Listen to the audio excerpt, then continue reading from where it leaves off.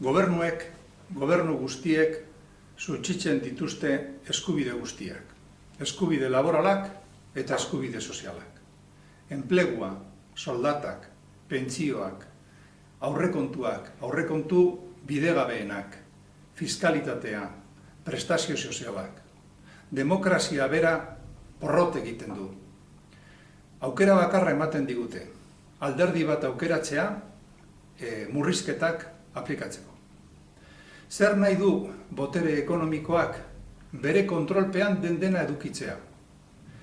Eta gu pentsatzen dugu galtzaileen itxaropena mobilizazioan dagoela. Pentsatzen dugu greba orokorrean dagoela galtzaileen itxaropena. Orain arte eduki ditugun eskubideak izan dira ondorio bat. Borroka kolektiboaren ondorio bat izan dira. Eta horrela izango da etorkizunean ere.